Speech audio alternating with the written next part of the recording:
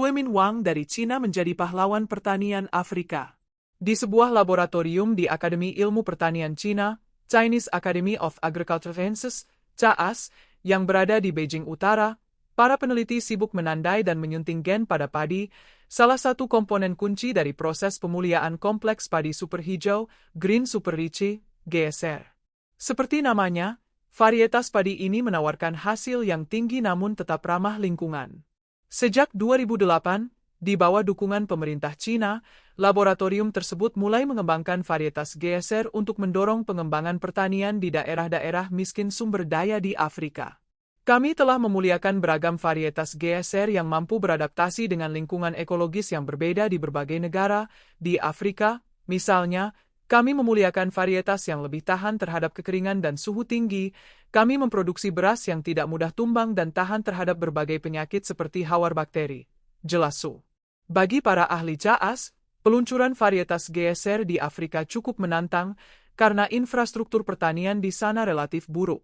Dengan dukungan teknis dari CAAS, Green Agriculture West Africa Ltd, yang tergabung dalam perusahaan konstruksi China Choi Group, mengembangkan varietas GSR Gawal R1 untuk membantu meningkatkan produksi beras.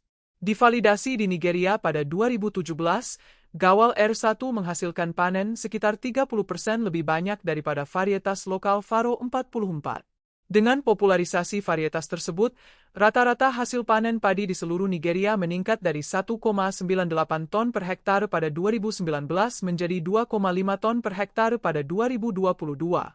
Kami akan melakukan lebih banyak upaya untuk membantu negara-negara Afrika Barat membangun sistem industri benih padi dan meringankan ketatnya permintaan pangan mereka, kata Su. Menurut CAAS, selama 1 dekade terakhir, 78 varietas GSR yang dikembangkan oleh kelompok proyek GSR telah diuji, disertifikasi, dan dipromosikan di 18 negara dan wilayah di Afrika, dengan luas tanam kumulatif mencapai lebih dari 6 juta hektar. Memberi manfaat kepada lebih dari 1,6 juta petani. Pengalaman Cina dalam budidaya dan produksi padi memberi kontribusi yang signifikan terhadap ketahanan pangan negara-negara Afrika yang diluncurkan hampir 10 tahun lalu, ujar Su. Adapun rencana masa depan mereka, ahli itu berpendapat bahwa sangat penting untuk mengajari mereka cara menanam padi, alih-alihnya memberi mereka beras.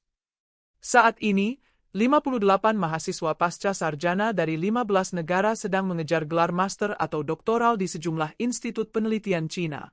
Selain itu, kami memberikan pelatihan lanjutan dalam teknik pemuliaan GSR kepada hampir 943 ilmuwan dan teknisi dari 15 negara, dan akan ada lebih banyak pelatihan di masa mendatang, lanjut Su.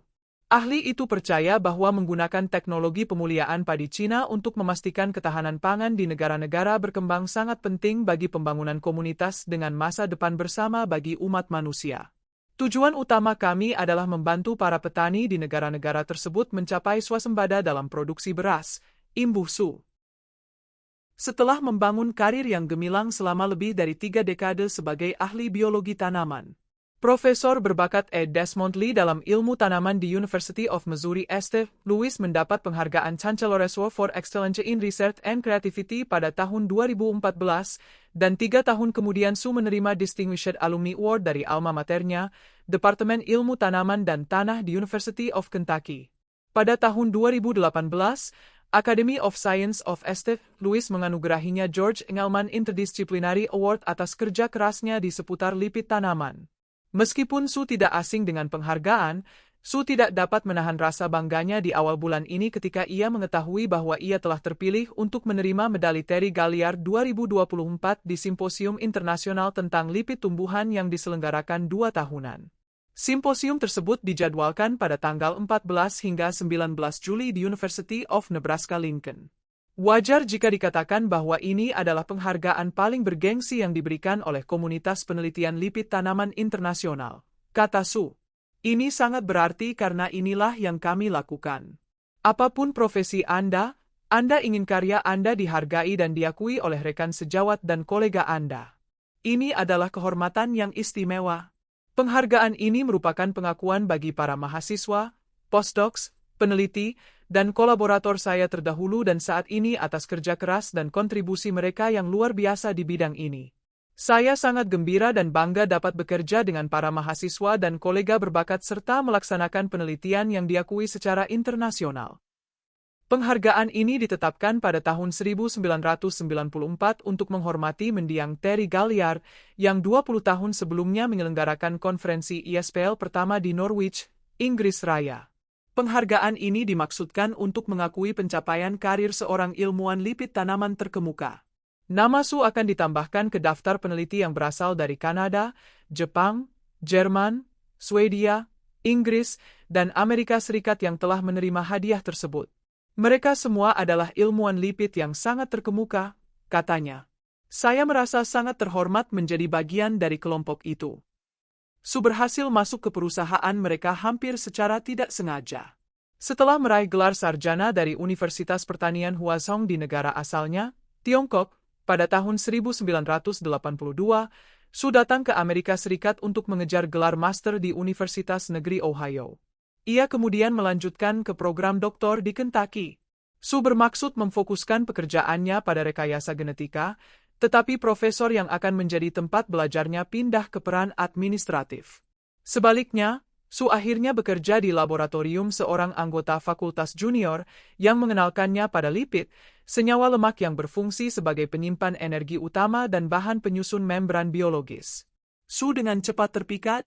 Lipid tanaman meliputi minyak sayur yang penting sebagai sumber nutrisi bagi manusia dan hewan serta dalam pengembangan bahan baku industri terbarukan dan biofuel, termasuk biodiesel. Lipid juga digunakan sebagai sumber energi padat untuk perkecambahan biji dan memiliki banyak fungsi dalam sel. Lipid merupakan bidang yang sangat luas, kata Su. Kita manusia memiliki hubungan cinta-benci dengan lipid. Kita bergantung pada lipid untuk menyediakan sejumlah nutrisi dan juga bahan industri, dan ada berbagai macam sumber daya, dan tentu saja, kesehatan dan manfaat lainnya. Jadi, ini merupakan bidang yang besar dan sangat penting,